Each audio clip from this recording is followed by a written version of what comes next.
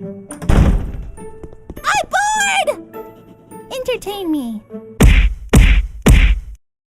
Hey, what's going on, motivators? My name's Corporal Killjoy. It's cold outside, people. That's all I'm gonna say. My name's Fires Ass Agent, but it's cold outside.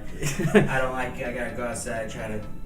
Your hands are just cold, shivering, just cold. Yeah, it is getting colder. It's not even December yet. So, anyway, guys, welcome to another episode of Death Battle. We got a future Death Battle, or I always like to call it the future rematch of Batman versus Spider-Man. For those of you who don't remember that Death Battle, just go watch it. It ends really, really bad for one character. But, you know, we're not being too biased on this, but we're leaning... I don't know anything about Spider-Man 2099. I know a little bit, but not a whole lot. But we grew up on Batman Beyond. It was an awesome show, you know? But anyway, if you guys want to watch the reaction, just skip to this time right here. And then we can move along with that. But we just have a few things to say, and then we'll move along. Let's do this. Okay, first things first. We have our Loot Crate winners that we're going to announce at the end of this video, so stay tuned for that. Another thing is, a couple months back, you guys might remember I made an announcement we're going to be going to Tokyo for the Summer Olympics. However, I did mention that we were going to try to make a GoFundMe page, but we didn't know how much money would be our set goal. So I finally came to a solid number, and it might be a little difficult for us, but we're going to try to raise $10,000. Yeah, that's the goal, and that's to cover the plane tickets and the hotel, and also give us some emergency money if you know my calculations are right with that fund. So if anyone wants to go check that out, I'll have a link in the description below. And yeah, that's about it. We're kind of leaning towards Batman with this, but who knows? Maybe the future Spider-Man can surprise us somehow. And also, thanks again for all the views and likes on our last video. Thanks a lot, guys. It's almost at 5,000 views. Yep. And congratulations to the winner of the Naruto headband. Okay, Carl Duncan, aka Rapid Dead 9. Congrats. Okay. And anything else? Or you just want to jump into this? All right, guys. Let's do this.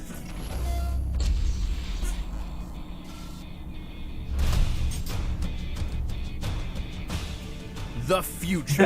Everyone wants to see it, and why not? It has robots, flying cars, we were just talking about Doc Brown earlier. Superheroes.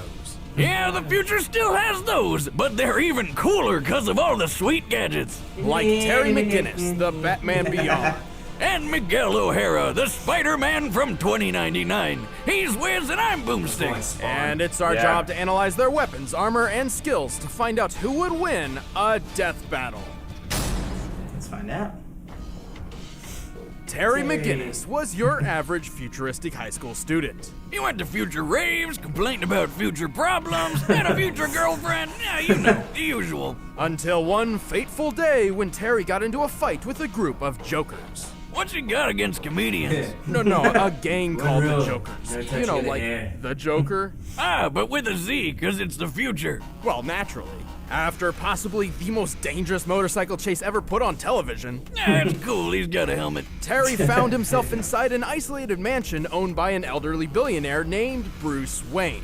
Here, he stumbled upon the most important revelation in his life. Bruce Wayne is Batman! Oh, what a surprise! Well, he was Batman. He'd retired from crime fighting years ago, because, you know, age is a bitch. Wait a minute, after decades of secrecy, a punk teenager just happens to stumble into the Batcave?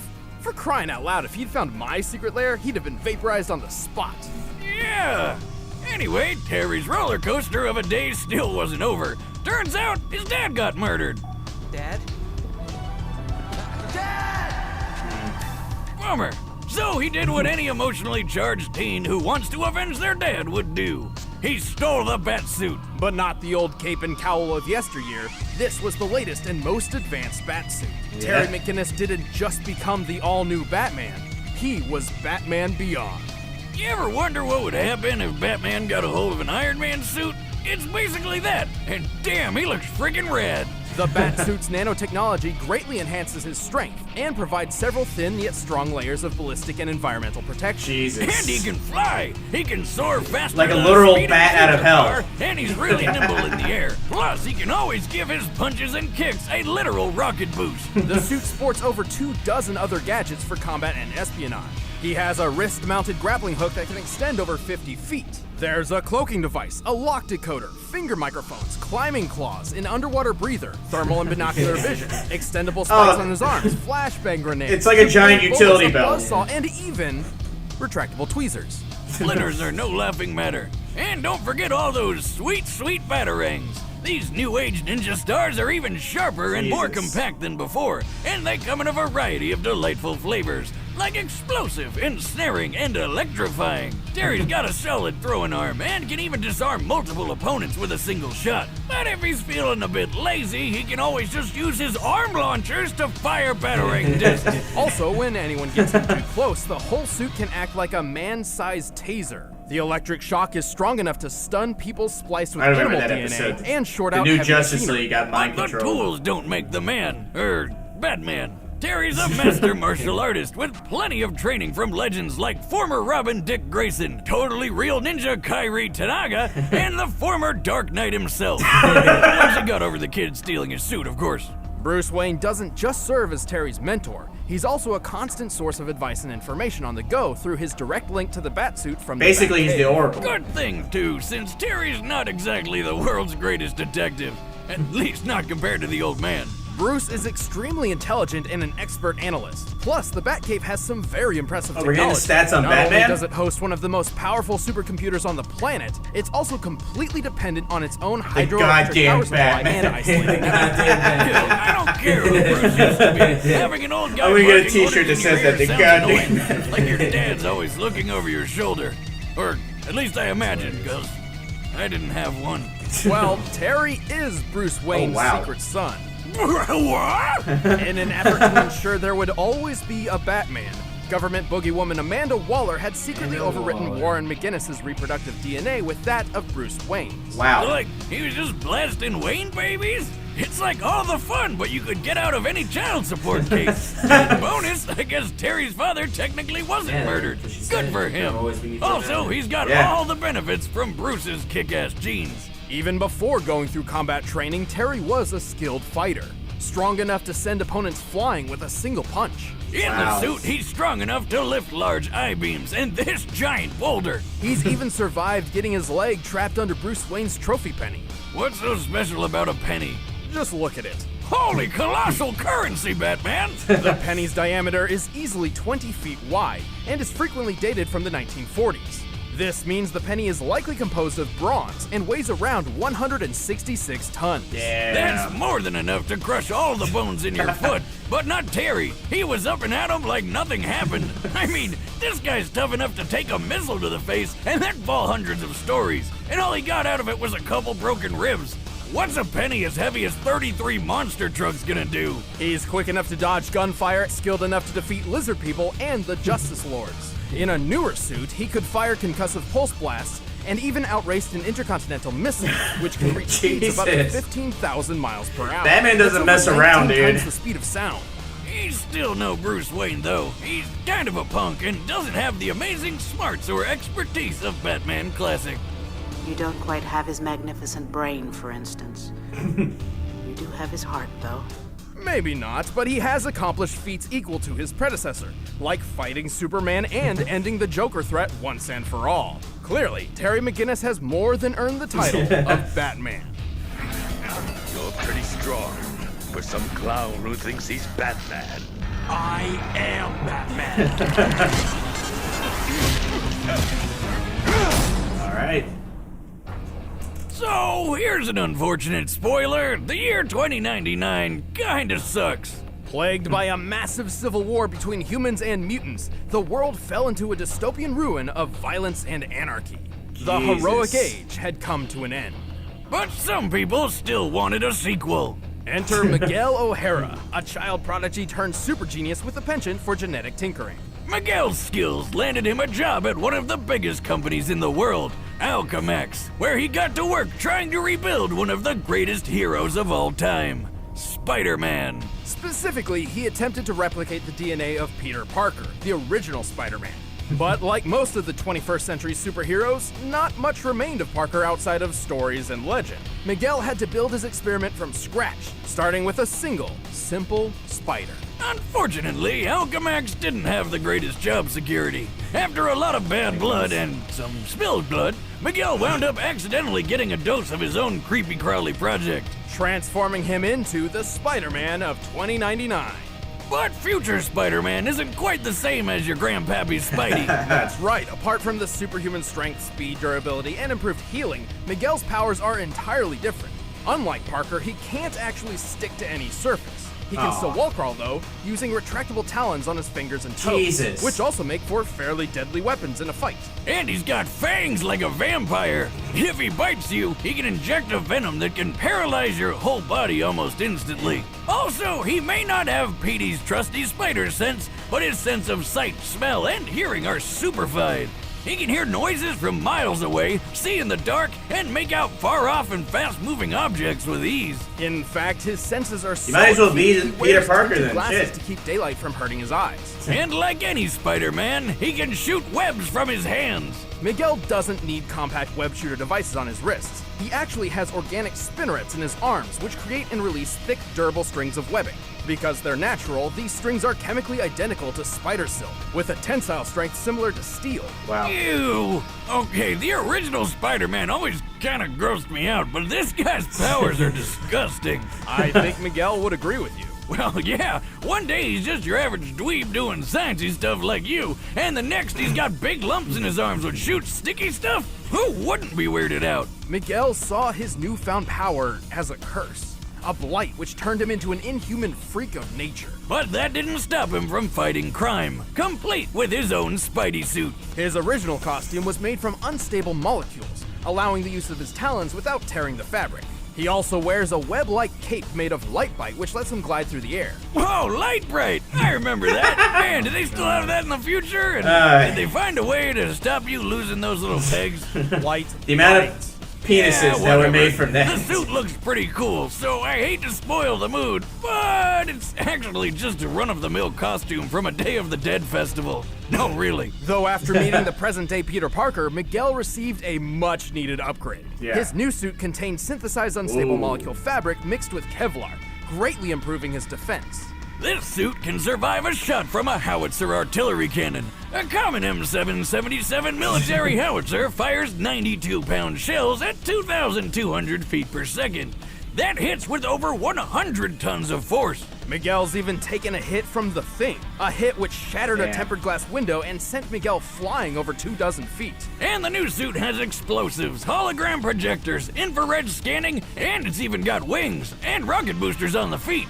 Wait, that sounds familiar. Miguel may be a genius, but he's at his best when he's working with his holographic assistant, Lila, or the Y-rate lifeform approximation. She's basically like the future Alexa with a bunch of extra features. She keeps track of Miguel's life signs and surroundings.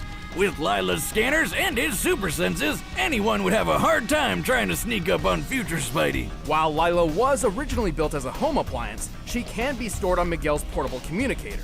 She can act as an onboard lie detector and do advanced calculations to the 20th decimal in a millisecond, which is flippin' amazing. Fun fact, Lila's appearance was based on Marilyn Monroe. Not that anybody in 2099 seems to know who Marilyn Monroe was. Okay, seriously, how did they lose so much information in less than 100 years? Remember, kids, always back up your files. It'll prevent the apocalypse. Well, lucky for them, Miguel got over his emo phase and started setting the future back on track. And he had the skills to do it. He's quick enough to dodge gunfire, tough enough to take a shotgun blast to the chest, resilient enough to tank electric shocks, and strong enough to rip a 20-ton turret off a tank. More than that, he helped another Spider-Man keep this giant building piece in place. I remember that episode. What even is that? Likely some sort of antenna, but it also resembles the mooring mast atop the Empire State Building. Back when everybody thought Zeppelins were the hot new thing. Because who doesn't like riding a giant flammable balloon full of explosive gas? Sign me up. Assuming That it's composed of sucks. steel and roughly estimating its size compared to the Spider-Man on the roof, then comparing the Empire State Building's mooring mast, this should weigh, at most, 200 tons. So basically, Miguel's a badass, and he proved it in the most epic Lifted way Mjolnir, possible. wow. After rebuilding the world with Captain America, Miguel inherited the most legendary weapon of them all, Mjolnir. Although Thor's hammer didn't actually grant him its warrior powers, Miguel didn't use it as a weapon, but as proof of his authority, a literal symbol of the societal weight he alone could carry. With his dominance asserted, Miguel created the utopian future a person could only dream of. And you thought Peter Parker was cool. This Spider-Man is at the top. Yeah. So if he can resist electricity, then Batman's suit's not gonna affect The him. year 2099. That's me, ready to save the universe and looking good while doing it. Doesn't sound convincing. All right, the combatants are set. Let's end this debate once and for all. It's time for a death battle! Yeah, this is a short one too, 18 minutes long. Yeah.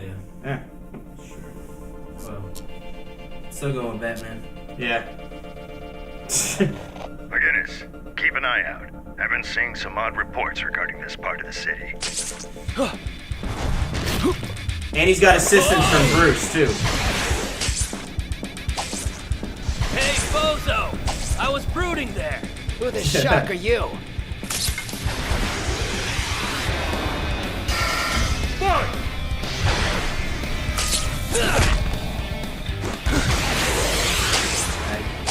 Come on, Terry.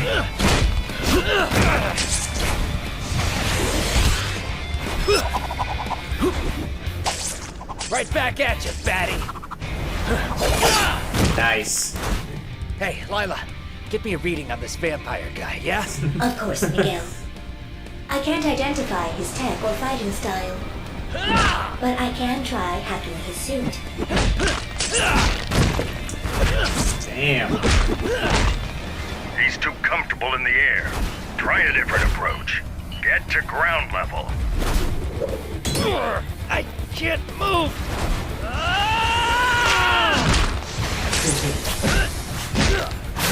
That's a tall building. Damn, that hurt. Something's trying to hack your suit. Our new friend. Wow. Move fast. Get in close and finish this quick. No problem. Can my fangs pierce his suit? I think so. Then I'll finish this Oh, myself. God. Oh, what is it?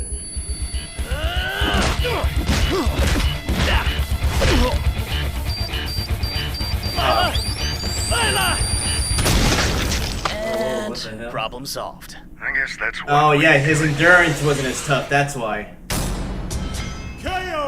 I'll never get tired of seeing people blow up. It's always such Right. a blast. Thanks to Bruce's counsel, Terry uses flashbang to take advantage of Miguel's sensitive eyesight, and his electric shock that can short out large machinery to deal with Lila. Yeah, unlike Bruce, the poor girl wasn't really built for combat. And while her hacking skills were top-notch, the isolated Batcave had the defenses to hold her off. Even still, Terry's stats edged out Miguel's in more ways than one. When it came to maneuverability and durability, they were mostly even. Both could dodge bullets and weave through the air. Both could survive heavy ballistic hits. But unlike Terry, Miguel's never outraced anything faster than a Mach 19 ballistic missile. For physical strength, Terry had him beat too. Recall that boulder that he lifted underwater. This took place in Superman's Fortress of Solitude near the Arctic, so the boulder was likely composed of sedimentary dark limestone, the most common rock type around that location. So we compared Terry's height to the boulder, applied the density for limestone, and subtracted the weight reduced by underwater Jesus! buoyancy to find the So boulder's much weight to be math! 192 tons. And he tossed it aside like it was nothing. Terry's peak strength in the Batsuit has to be more than 200 tons. Assuming Miguel applied his fair share when holding up that antenna, his best strength feat we know of is at max 100 tons. But he's a Spider-Man. Spider-Man can lift more than that, right? Not usually. Technically, Miguel's powers are so different from Peter's that we shouldn't really scale him to other Spider-Men. But for the benefit of the doubt, let's do it anyway. We'll check out two of Spider-Man's most impressive strength feats. The first is the time he braced a private jet while it was landing. Look at him. He's literally the landing gear. According to Spider-Man himself, the plane's total weight was at most 115,000 pounds. Adding the thrust from a Whittle W1 engine, which this small jet is most likely to have an engine comparable to, this feat comes out to 58 tons. Not even close to Terry's 200. Then there was this one time where Spidey had to push way past his limits to lift what he offhandedly compared to as a locomotive. Since he could measure the plane, it's likely he's accurate here, but given the time period, that's still only 130 tons at most. It's clear Terry had a pretty sizable physical advantage. And just because Terry's mind wasn't as fine-tuned as the original Batman, Those doesn't sideburns, mean man. he's dumb. Even more, Miguel never trained like Terry did. Hell, he never really had much formal training at all. But Terry was trained by ninjas, stealth artists, and other crime fighters to be a master in the battlefield. And since Miguel didn't never have gonna a get tired spider of that, sense, dude. Terry just had to wait until the untrained future Spidey left an opening. In short, while Miguel wasn't completely outmatched, Terry's superior strength, counseling, equipment, and training won the bout. Turns out this Batman was beyond him. The winner is Batman Beyond. Not too surprised. Stick around, we're about to announce the combatants for the next death battle. And if you want to watch exclusive commentary on this episode, click that little box over there and start a first membership trial. Try to grab one of these you got shirts too. next? On the season finale. Oh. Who is it? Sephiroth and Virgil. Virgil. Yes! Yes! Oh. Nice. Oh, fanboy. All right, guys. So that was the death battle. Not too surprised. You know, it was a short one. December 18th. Wow. But this next death battle, Gotta wait that long. yeah. I'm gonna give it to Sephiroth. I mean, I know Virgil's really fast and shit. Yeah, it's really fast. But Sephiroth in Advent Children was literally cutting the skyscrapers like it was nothing. Yeah, and his sword clearly is longer than Virgil, so to maneuver it like that. And it's Sephiroth. It's the one wing in England. Yeah. I mean, come on. Yeah. Now this death battle I brought up to people. I'm biased as hell on this one. Yeah. Because I love Sephiroth. Yeah. And where's the poster at? We can say he's not on it, but it's close enough. Yeah, we have a Kingdom Hearts 2 we have poster. Kingdom Hearts. But here's the thing about Virgil. I still haven't beat Sephiroth with Kingdom Hearts 2. But here's the thing about Virgil. If they're going to compare him to Dante when Dante went against Bayonetta, they're going to use those stats too. And him and Dante, when they went at it in the rain, they were cutting. They were literally staying dry. Yeah, so it is possible that his speed might get that. But yeah, but in order to wield a katana, look how long his katana is. Yeah. In order to wield that like he does. yeah, plus we don't know what the katana is made out of, and we don't know what materia they're going to give Sephiroth. Because in the game Final Fantasy VII, I remember there's a scene where Cloud has a flashback, and they're trying to. You get to see what type of materia he had, but you don't really get to use a whole lot. But I think he's a master of materia, for the most part. So who knows? We'll see. But you know, I'm gonna be fair about this. I'm gonna root for both these guys. You know, I am leaning towards Sephiroth a little more than Virgil, but you know, what's it called? To the victor gets the spoils or something like that. What's it called? To the victor. I don't know. To the victor gets the spoils, or to the victor. I don't know. Some of victors and spoils. But anyway, that next death battle as a season finale too. Oh god, man. Guess what comes out before that though? Star Wars. Star Wars. 7/15. See it in theaters. Yep. Nah, man, I can't wait for Star Wars. But nah, this is a good death battle. That was real for Batman. Sure enough, he won. Yeah, not too big of a surprise. But I think this is also a redemption for the original Batman because he lost against the original Spider-Man in the original death battle, which seems to be a bit of a thing with death battle. You know, they always kind of do like not necessarily a rematch on characters, but a rematch with the franchises sometimes. So that could be a reason. I don't know. That's just how I see it. But anyway, guys, thanks again for watching. And one more thing we have to announce is the winners. Wait, did we already announce the winners for the Loot Crate? Not yet, right? No, we just announced the headband. Okay, yeah. So the winners for the Loot Crate is Mr. Jack Flame and Karuma Ninetails. Congratulations, guys. You won. We'll be contacting you after this video. That way we know where to send the prizes for our Loot Crate. And mind you, we have 2 more Loot Crates coming this month. And where I have those videos up so you guys can see what you're possibly going to win. And that's about it. And yeah, that's it. Nothing else. It's been a slow night. Alright, sorry. Sorry, look at some of that. Yeah, sorry about it. Don't pay attention to what he's looking at. But anyway, guys, as always, thanks for watching. Thanks for supporting the channel. You into that kind of crap? Hey, that's not on the screen. That is not on the. Don't do that. That's not on the screen. Okay, let's just end this video for you. What is this? You gotta. We get the camera and show these people. No. He's looking at our subscriber page. Okay, so I had to choose subscribers. Well, they don't know that. How did he know? Because never mind. You're ridiculous. Don't listen to him. Okay, to end this video, thanks for supporting the channel. Thanks for everything, guys. Thanks for subscribing. It really helps us support. Remember, we're trying to get to 1,000 subs before the end of the year. If I do that, I'm going to get my chest waxed. Well, not just the chest, torso, maybe the legs. If you want to see both of us, let us know in the comment section below. And you're going to do it with me if they want it. I also got the bat signal on my shoulder. Just wax it out. Dude, notice how natural it looks. It always looks like the bat signal. It does. It's hilarious. His little chest hair looks like the bat signal. I noticed this. I would show you, but I think our video might get flagged for inappropriate content. It is hilarious. But anyway, guys, again, if you enjoyed this video, like, share, comment, subscribe. Joe, check out our GoFundMe page for anybody who wants to support our, I'm tongue twisted now. I can't think straight because of you. I mean, if you guys want to help us get if you guys want to help us get to Japan, go to the GoFundMe page, and you guys want to help out with there, go ahead. If not, just like, share, comment, and subscribe. Thank you. Japan 2020. 2020. Yeah. All right. Bye. Hey, what? What are you about to do? What? No, nothing. I'm just looking at all your porn. It's not porn. It's our subscribers are not porn. Okay, none of that is porn. So you're telling me that could be some type of porn? Kakaroma Ninetales is from Naruto. Wait, what about that? That could be some. That's Change of Heart from Yu-Gi-Oh. Stop it. Okay, guys. Again, if you go to the video, like, comment, and subscribe, and leave your comments down below. Don't pay any attention to him. He's a liar. All right. Bye, guys. Bye, guys.